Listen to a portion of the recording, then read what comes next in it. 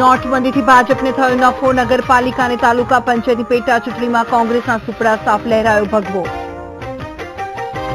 PM Modi અને CM રૂપાણીએ ભાજપની ભવ્ય જીત બદલ માન્યો પ્રજાનો આભાર. ભાજપે કહ્યું કોંગ્રેસની બોલતી બંધ.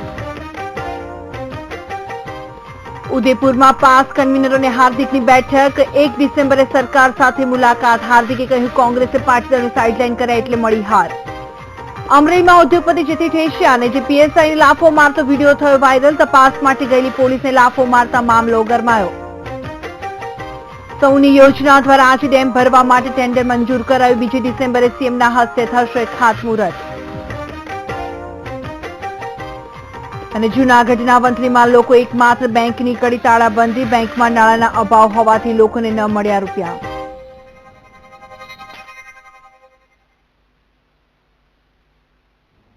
નમસ્કાર, સૌરાષ્ટ્ર ન્યૂઝ સાથે હું ભૂમિ. સમાચારની શરૂઆત કરીશું અમરેલીથી. તો અમરેલીમાં ઉદ્યોગપતિ જેપી ઠેસિયા દ્વારા પોલીસને લાફો મારવાનો વિડીયો વાયરલ થયો છે.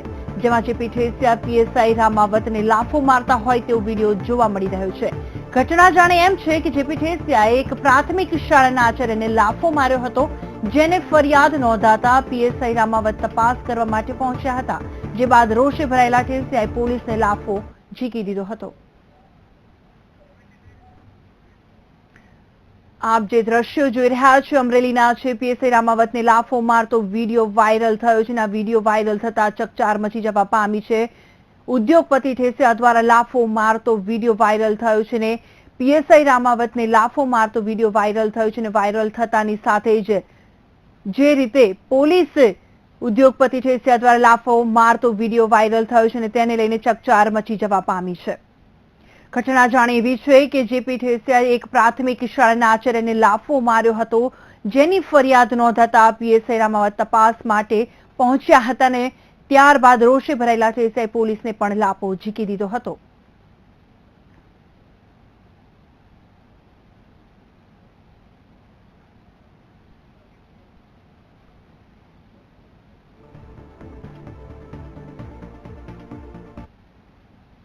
હવે વાત કરીએ નોટબંધીની જીતની.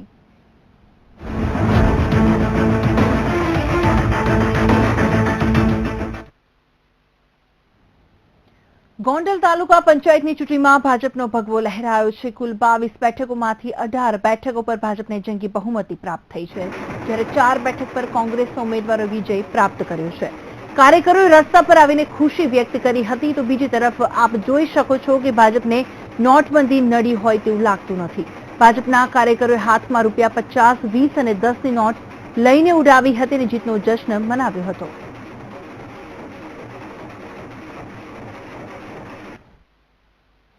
પેટા ચૂંટણીના પરિણામ બાદ ચોક તરફ ખુશી મનાવવામાં આવી રહી છે. ગોંડલ, વાપી અને દ્વારકાના ભાજપનો વિજય થતા ભાજપ નેતાઓએ આતશબાજી કરી બીજો ઉત્સવ મનાવ્યો હતો. રસ્તા પર વિજય સરઘસ કાઢીને જીતને વધાવી હતી. ભાજપને સૌથી વધારે બેઠક પર બહુમતી મળતા કાર્યકરોમાં ખુશી જોવા મળી રહી છે.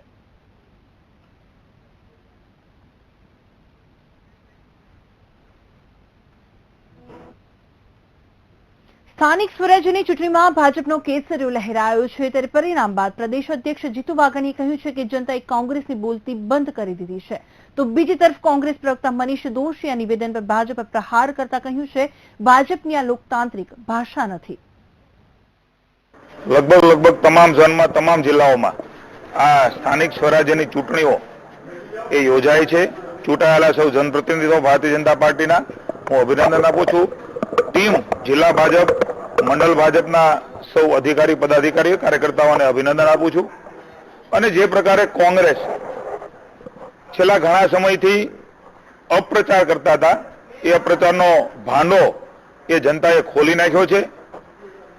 કોંગ્રેસની રહેલી સીટો લગભગ પેટા ચૂંટણીઓમાં એ ભાજપે કબજો મેળવ્યો છે. 2 નગરપાલિકા, કનકપુર, કંછાર 28 માંથી 27 ભારતીય જનતા પાર્ટી જીત્યું છે.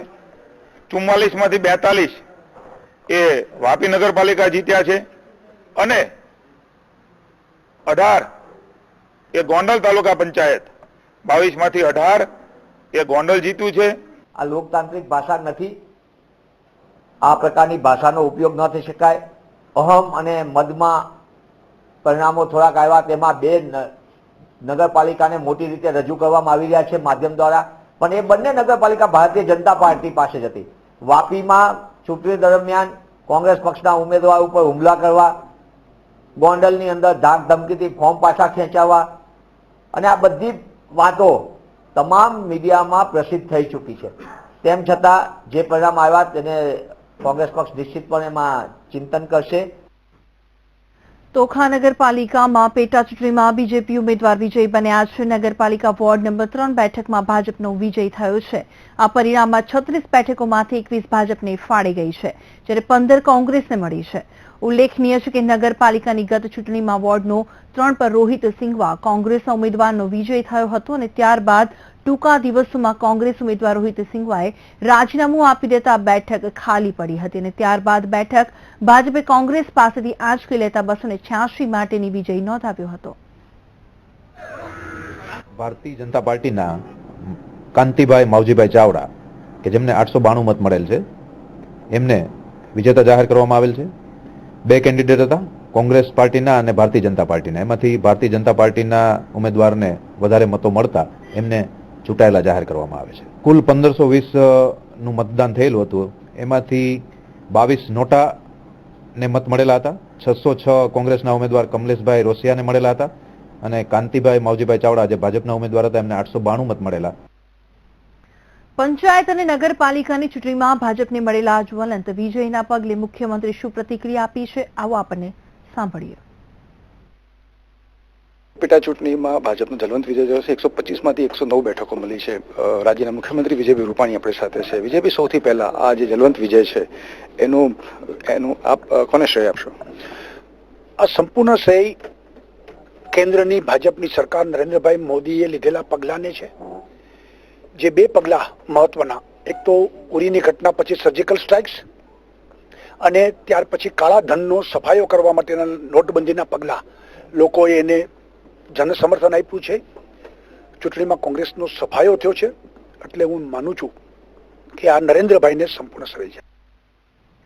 આજે યોજાયેલી નગરપાલિકા અને પંચાયતની ચૂંટણીઓમાં ગુજરાતની જનતાએ ફરી એકવાર ભાજપ પર ભરોસો મૂકતા કોંગ્રેસના સુપડા સાફ કર્યા છે. જિલ્લા પંચાયત, તાલુકા પંચાયત અને પેટા નગરપાલિકાની મળીને કુલ 126 બેઠકો પરથી 109 બેઠકો પર ભગવો લહેરાયો છે. નોટબંધી બાદ દેશમાં યોજાયેલી આ બીજી ચૂંટણીઓ છે જેમાં પ્રધાનમંત્રી મોદીએ સ્પષ્ટ બહુમત મળ્યો છે.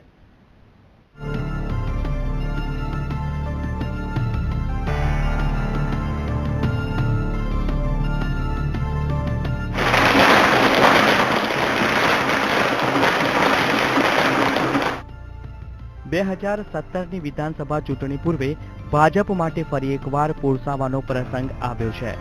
રાજ્યની જનતાએ ફરી એકવાર ભાજપને પૂર્ણ સમર્થન જાહેર કર્યું છે. સવારથી જ ભાજપ કાર્યકર્તાઓમાં ઉત્સાહ જોવા મળ્યો હતો. રાજકોટ, વાપી અને ગોંડલના કેન્દ્રો પર કાર્યકર્તાઓ ઉજવણી કરતા જોવા મળ્યા. નગરપાલિકાની વાપી અને કનકપુરની કુલ 90 બેઠકોમાંથી 83 બેઠકો પર ભાજપે જ્વલંત વિજય મેળવ્યો છે, જ્યારે કોંગ્રેસને ભાગે માત્ર 7 બેઠકો આવી છે.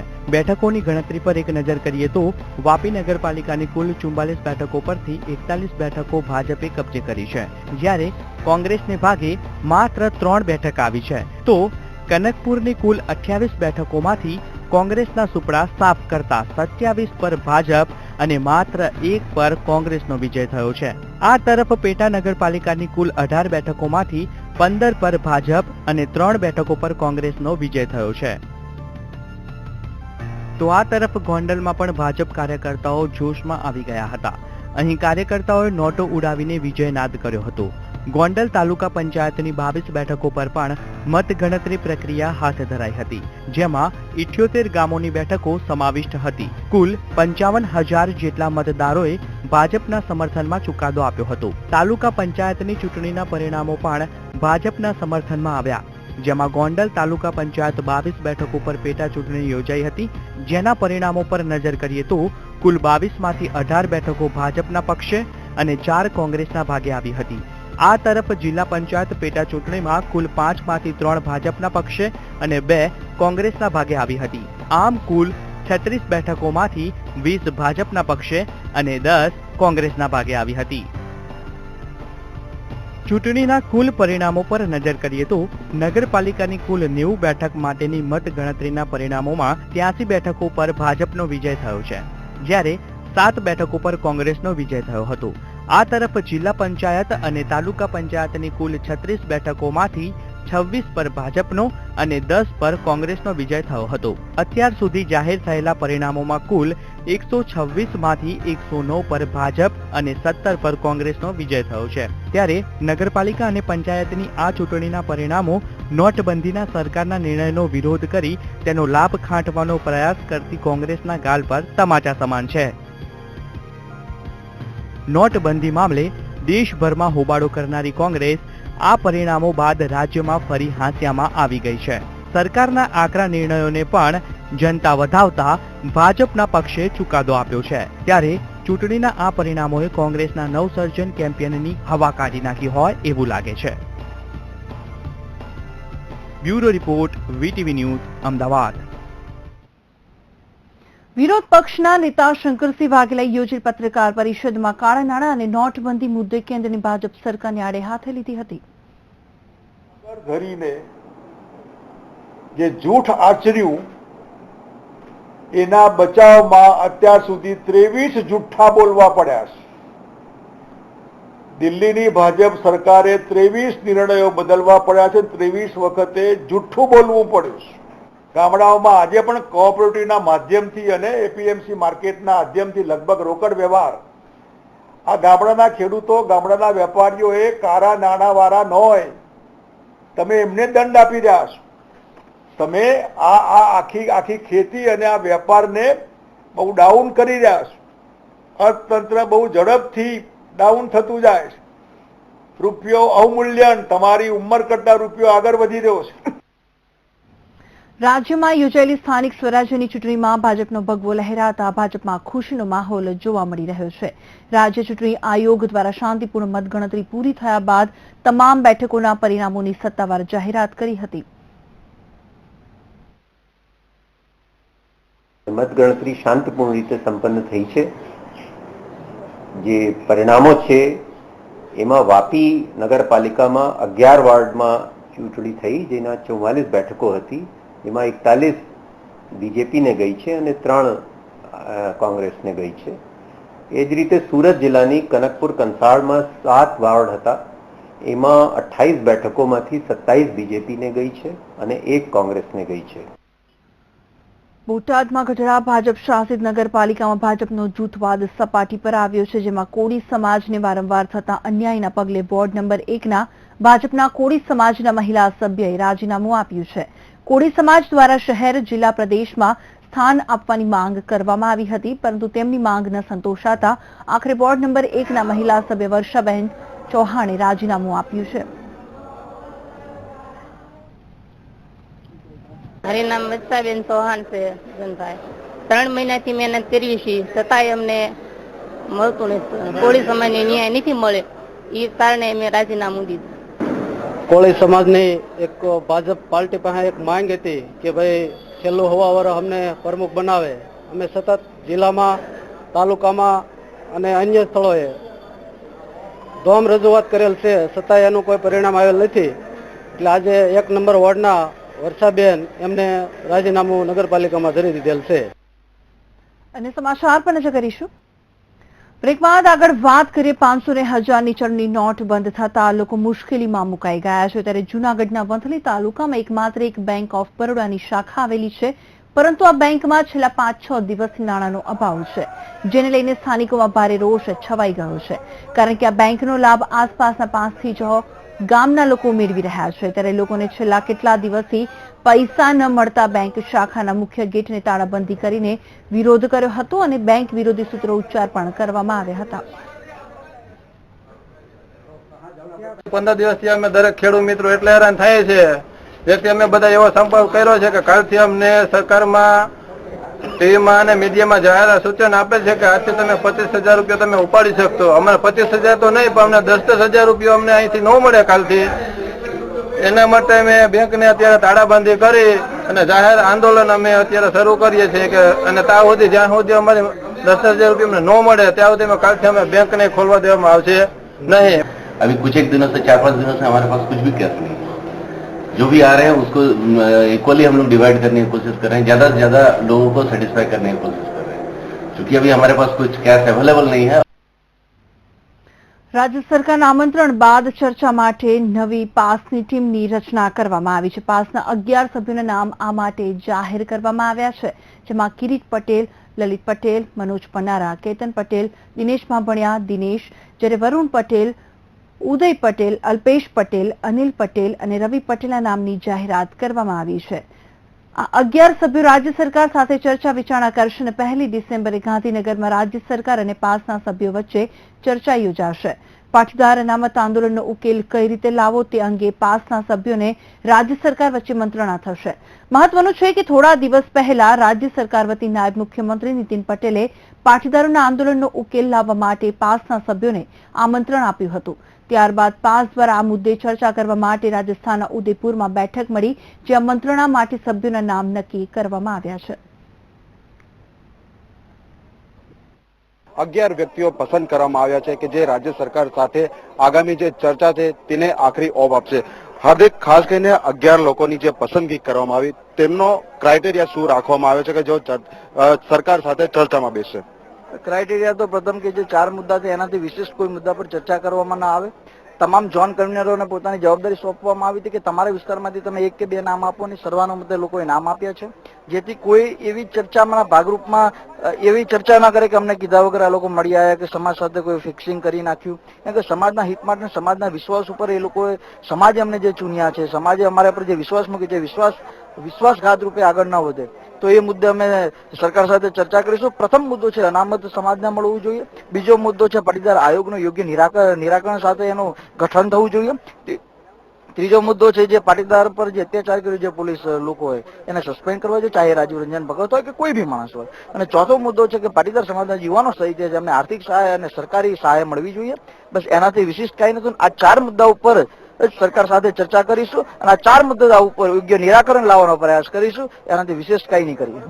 કયા વિસ્તારના કયા લોકોનો સમાવેશ કરવામાં આવ્યો છે જે આપણે ટીમ બનાવી છે? પ્રથમ બધું ઉત્તર ગુજરાતમાંથી 2 વ્યક્તિ લેવામાં આવે છે, સાબરકાંઠા અરવલ્લીમાંથી 2 વ્યક્તિ લેવામાં આવે છે, મધ્ય ગુજરાતમાંથી 2 વ્યક્તિ લેવામાં આવે છે, સૌરાષ્ટ્રમાંથી 4 વ્યક્તિ લેવામાં આવે છે, અમદાવાદ પ્રોપરમાંથી 1 વ્યક્તિ લેવામાં આવે છે અને દક્ષિણ ગુજરાતમાંથી 1 વ્યક્તિ લેવામાં આવે છે, જેથી સમગ્ર રાજ્યના જુદા જુદા ઝોન વાઇઝ તમામનું પ્રતિનિધિત્વ જળવાઈ શકે.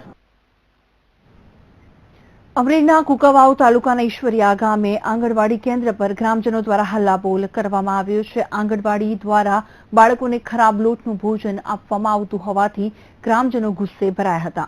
બાળકોના ભોજનમાં જીવાતવાળા લોટનો ઉપયોગ કરવામાં આવતો હતો, ત્યારે આંગણવાડીની આવી બેદરકારીના નમૂના સામે આવતા ગામના લોકોએ વિરોધ દર્શાવ્યો હતો. ત્યારે સમગ્ર મામલે સ્થાનિક તલાટી દ્વારા તપાસ હાથ ધરવામાં આવી છે. ગ્રામજનો દ્વારા કડક પગલાં લેવાની પણ માંગ કરવામાં આવી રહી છે.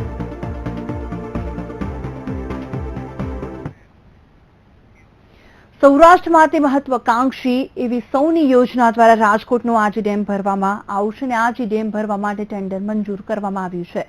યોજનાના ખાતમુહૂર્ત મુખ્યપ્રધાન વિજય રૂપાણીના હસ્તે 2 ડિસેમ્બરે રાજકોટમાં કરવામાં આવશે, જેની માહિતી આપવા પત્રકાર પરિષદ યોજવામાં આવી હતી. પત્રકાર પરિષદમાં શહેરના મેયર ડોક્ટર જયમન ઉપાધ્યાયે જણાવ્યું છે કે કામ ચોમાસા પહેલા પૂર્ણ કરી આજી ડેમ નર્મદા નીરથી છલકાવી નાખવામાં આવશે.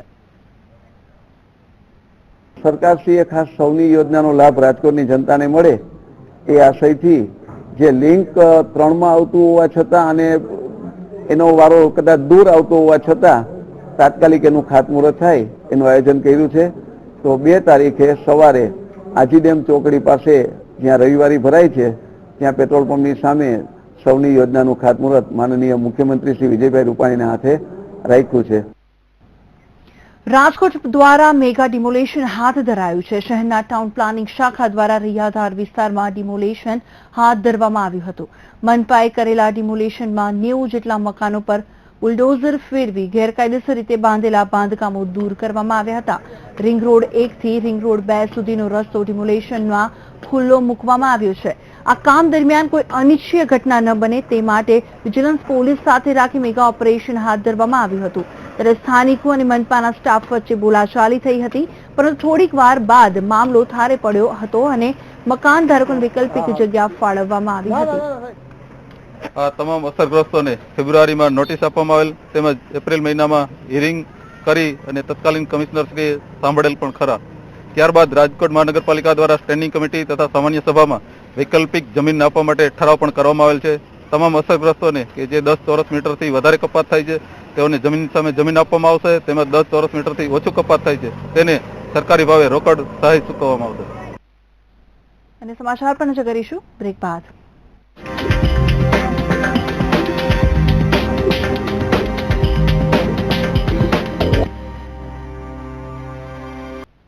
બ્રેક બાદ આગળ વાત કરી મોસ્ટ વોન્ટેડ ભૂમાફિયા અને ખંડણીખોર બલી ડાંગરને રાજકોટ ક્રાઇમ બ્રાન્ચે બેટી નજીકથી ઝડપી પાડી લીધો છે. બલી ડાંગર સાથે તેના 3 સાગરીત પણ ઝડપાયા છે.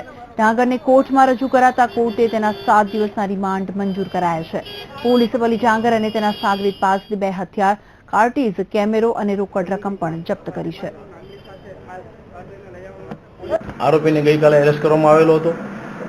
ત્યારબાદ એને ગઈકાલે રાત્રે જે સ્થળે ત્યાંથી આવેલો તે ડિસ્કવરી પંચનામું કરેલો મેં અને તે જગ્યાએથી અલગ અલગ કંપનીના 6 મોબાઈલ, એક ટપાલમાં એક કવર મળેલું છે, કંપનીનો કેમેરો મળેલો, ડિજિટલ કેમેરો, તેમજ બલી ડાંગરના લાયસન્સ મળેલા છે, રોકડ 8,970 રૂપિયા મળેલા છે અને ડેલ કંપનીનું એક લેપટોપ મળેલ છે.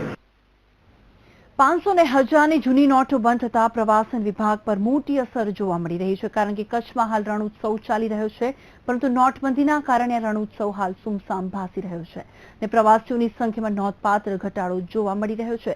તો કેટલાક પ્રવાસીઓ તો પોતાનો પ્રવાસ પણ મોકૂફ રાખી રહ્યા છે અને બુકિંગ કેન્સલ કરાવી રહ્યા છે. આમ નોટબંધીના કારણે કચ્છના પ્રવાસન સ્થળો પર માઠી અસર જોવા મળી રહી છે.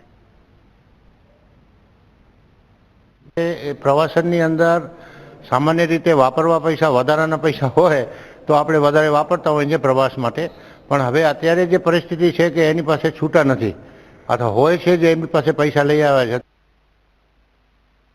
આવકવેરા વિભાગે કરન્સી બંધ થયા બાદ સર્વે અને તપાસની કામગીરી તેજ બનાવી દીધી છે. રાજકોટના ઈગલ ગ્રુપ અને શ્રીનાથ ટ્રાવેલ્સમાં આઈટી વિભાગે સર્વે શરૂ કર્યો છે.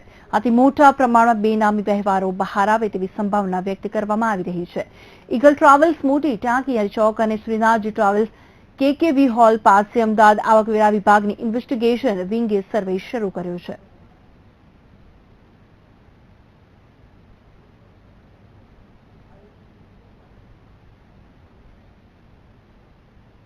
રાજકોટમાં આઈટી વિભાગ દ્વારા સર્વે હાથ ધરવામાં આવ્યો છે. વીજ ચોરી મામલે જામનગરના પીજીવીસીએલમાં ચાલતા ભ્રષ્ટાચાર મુદ્દે 2 મહિના પહેલા વીટીવીએ કર્યા પર્દાફાશ બાદ તંત્ર એક્શન મોડમાં આવી ગયું છે. આ મુદ્દે વહીવટી તંત્ર દ્વારા પગલાં લઈ વીજ ચોરો સામે કડક કાર્યવાહી હાથ ધરવામાં આવી રહી છે.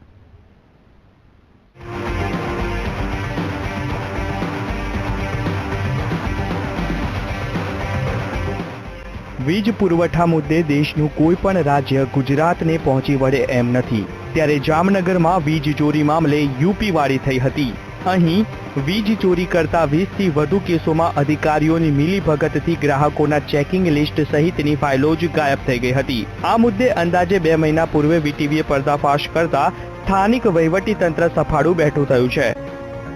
એટલે 20 જે રોજકામ બાકી હતા એ 20ની સામે બીજા 13 રોજકામ અમને મળ્યા, જે 13 રોજકામમાંથી 3માં ગેરરીતિ હતી લેબોરેટરી રોજકામ પ્રમાણે, એટલે એ 3ના અનુસંધાને આપણે બિલિંગની કાર્યવાહી કરવામાં આવેલી છે.